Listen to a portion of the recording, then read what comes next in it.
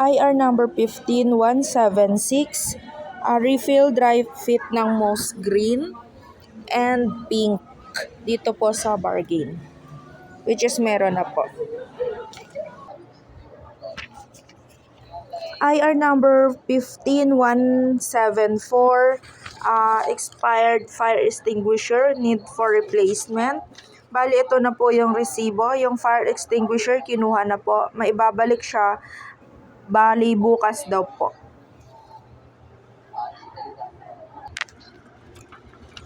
IR number 15171, no stocks of sales invoice. Ito na po yung dumating.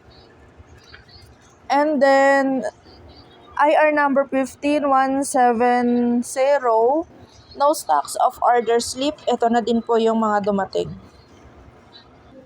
IR number 15 tapos 000.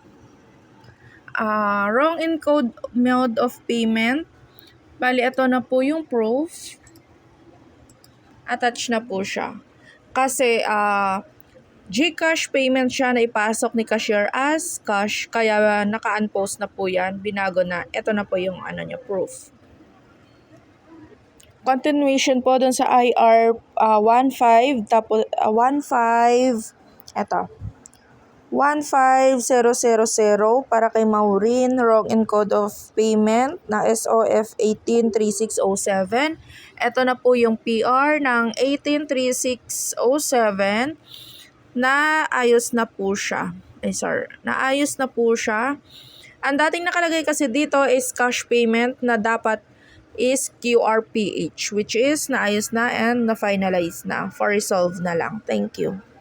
For IR 15002, nakalagay dito is wrong encode mode of payment ng OS number 99545.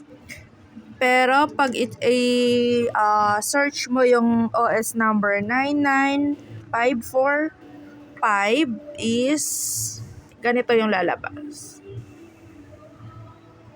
Marami.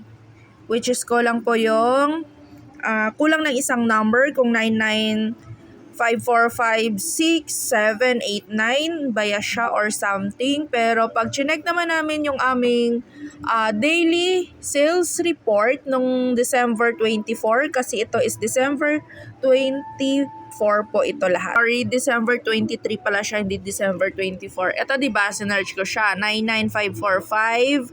Ito po yung lumabas. Bali, kulang siya ng isang series na nilagay.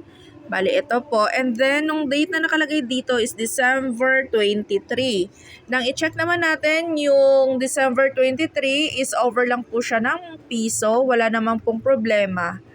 Kaya nailagay doon is medyo conflict. Thank you.